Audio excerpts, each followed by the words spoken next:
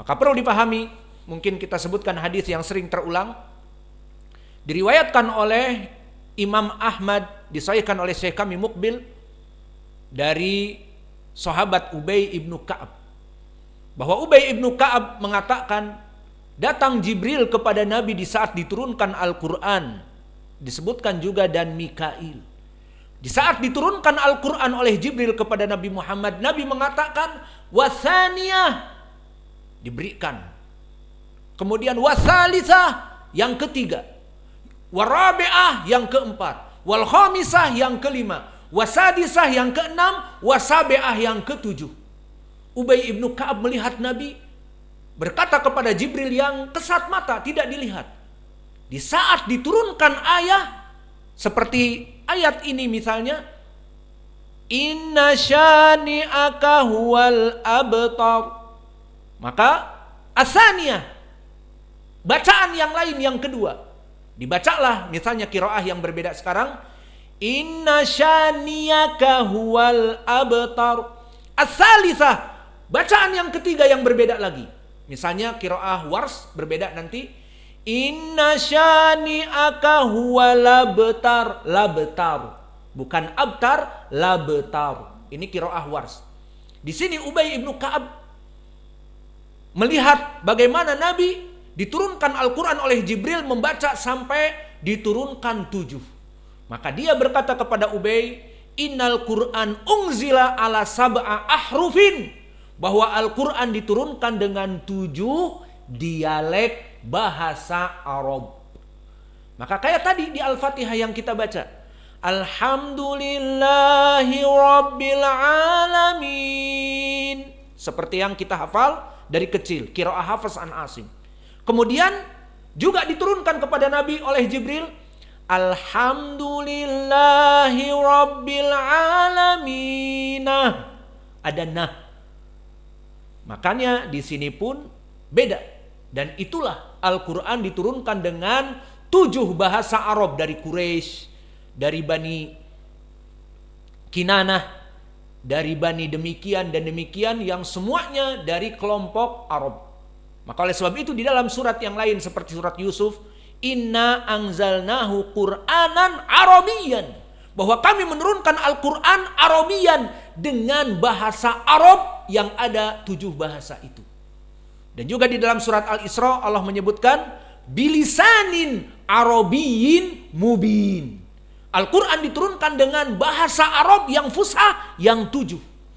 Maka jika kalian sholat dengan kami sering membaca misalnya hari ini wadduha, qiraahnya Hafs an Asim. Kadang-kadang mendengar wadduhe, ucapannya ataupun istilahnya dari qiraah Wars an Nafi'. Dan kadang-kadang wadduhi, wadduha, wadduha, wadduhe.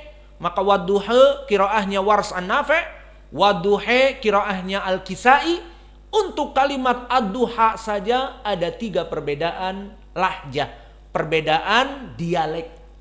Maka kesimpulannya, pelajaran yang kita pelajari dari qiraah ini bukan dari ikhtilaf Imam Nafi', Imam Ibnu Katsir, Imam Al-Kisai. Itu hanya mereka para qurra yang hidup di zaman tabi'i yang mempopulerkan dibaca begini, dibaca begitu, adapun asalnya dari Nabi. Maka sekarang yang kita pelajari, inna syani'aka huwal abtar. Ini qiraah Hafs an Asim, ucapan Nabi. Dan nanti kita tadi pelajari dari qiraah Abu Ja'far Al-Madani, inna syani'aka, bukan syani'aka tapi diganti ya syani'aka. Ini dari Nabi, diturunkan Jibril kepadanya dengan lafaz itu. Dan nanti di akhir huwa labtar, pakai lam, labtar, qiraahnya Wars an Nafi'. Ini pun ucapan Nabi. Maka di hadis tadi yang sahih bahwa Ubay ibnu Ka'ab melihat bagaimana Nabi diturunkan oleh Jibril Al-Quran itu berdialek-dialek lafadznya. Maka inilah yang kita praktekkan di masjid ini, di mana kita membaca dengan qiraat tidak hanya Hafs an Asim saja. Apa faidahnya? Menghidupkan sunnah. Karena jika ilmu ini tidak diajarkan dan kalian hanya mengetahui qiraah yang satu Hafs an Asim, maka dipikirnya bahwa Nabi diturunkan oleh Jibril Al-Quran hanya satu qiraah yang ada pada kalian mushafnya. Itu bukan. Dikeluarkan juga di mushaf-mushaf yang lain. Maka sekarang yang ada di tangan-tangan kalian dinamakan mushaf apa? Hafs an Asim. Di sana ada mushaf seperti saya punya, mushaf Wars an Nafi'. Dan juga ada saya punya mushaf Aduri anil Kisai. Dan juga ada mushaf dari Asusi an Abi Amr. Semua banyak dari qiraah sab'ah mempunyai mushaf yang dicetak dan dihafal sesuai qiraah yang masing-masing. Maka tadi mungkin bapak-bapak mendengar surat awal dari Al-Ma'un. Yang biasa bapak dengar adalah Ara'aital ladzi yukadzibu biddin. Iya apa tidak? Yang sering didengar, iya, itu qiraah Hafs an Asim yang ada pada tangan kalian. Tapi tadi kita baca apa? Ara'aital ladzi yukadzibu biddin. Dibaca ara'aita.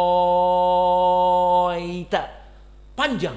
Ini qiraahnya siapa? Dipopulerkan oleh Wars an Nafi', namun ucapan Nabi. Maka kita hidupkan sunnah ini. Sehingga ada orang mengetahui, oh ternyata dulu Nabi pun diturunkan seperti ini, iya. Oh ternyata Al-Quran ada juga bacaan lain selain Ara'aital ladzi yukadzibu biddin. Tambah lagi contohnya qiraah Asusi an Abi Amr. Ara'aital ladzi yukadzib biddin. Oh lain lagi ini, iya. Dan ini pun dari Nabi. Yukadzib biddin. Tidak didomahkan yukadzibu biddin, tetapi diidghamkan yukadzib biddin. Maka contoh-contoh seperti ini yang perlu dijadikan landasan kenapa kita belajar ilmu qiraah. Maka pelajaran ilmu qiraah ini sangat jarang. Maka perlu perhatian, jarang sekali pelajaran ini terutama di tangan ahli sunnah. Kebanyakan pelajaran-pelajaran ini dipegang oleh orang-orang sufi atau orang-orang yang belajar di Al-Azhar atau yang lainnya yang manhajnya tidak genah kalau bahasa Jawa. Maka minal asaf, sayang sekali banyak anak-anak ahli sunnah memasukkan anak-anaknya dari lulusan Al-Azhar yang tidak jelas manhajnya atau kepada orang sufi atau kepada orang yang tidak jelas manhajnya. Untuk apa alasannya? Belajar qiraah sab'ah. Banyak di berbagai pondok pesantren khusus belajar qiraah sab'ah. Ternyata manhajnya tidak genah. Manhajnya bukan ahli sunnah. Manhajnya sufi, manhajnya melempem dan sebagainya. Maka di sini perhatian bahwa ada juga dari ahlu sunnah yang manhajnya salaf, yang mana dia juga mengajarkan qiraah, dan ini menjadi kesempatan bagi bapak-bapak murid-murid untuk mencari tempat yang baik untuk anak-anaknya. Tidak dia mengetahui bahwa ma'had yang dia masuki untuk anaknya manhaj sufi, namun untuk alasan belajar qiraah sab'ah. Iya, anaknya jadi pintar qiraah sab'ah, membaca dari surat-surat dengan berbagai qiraah, namun akidahnya jadi sufi. Apa faedahnya?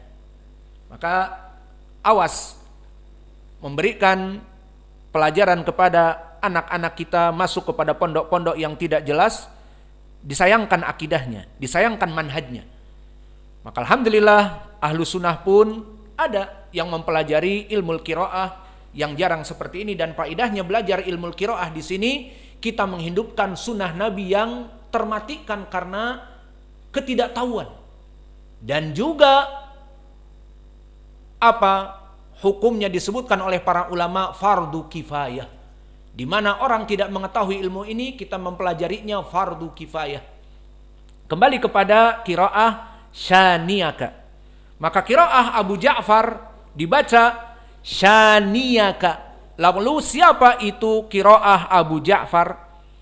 Perlu diketahui bahwa qiraah yang sab'ah yang kita pelajari itu dilengkapi oleh para ulama menjadi qiraah asyarah, menjadi al-qiraat al-ashr, 10 imam yang menjelaskan kepada manusia bagaimana dulu Nabi membaca Al-Quran dengan dialek yang berbeda, sehingga ada yang namanya qiraah yang 7 dan ada yang namanya qiraah yang 10.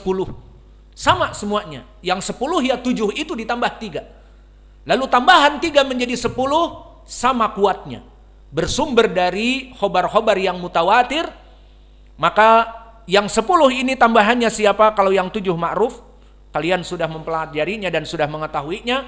Maka yang 10 ditambah dengan pertama Ya'qub al-Hadrami.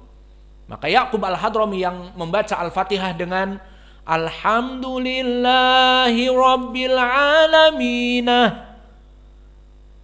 Kemudian Siratal ladzina an'amta alaihim, dan juga walawwallina. Itu qiraah Ya'qub al-Hadrami, dia termasuk dari al-qiraat al-asr, qiraah yang 10, tambahan dari yang 7. Pertama 3 ini adalah Ya'qub al-Hadrami dari muridnya Rauh dan Ruwais dari Ya'qub al-Hadrami. Dan yang kedua yang kita tambah di sini sekarang riwayat Abu Ja'far.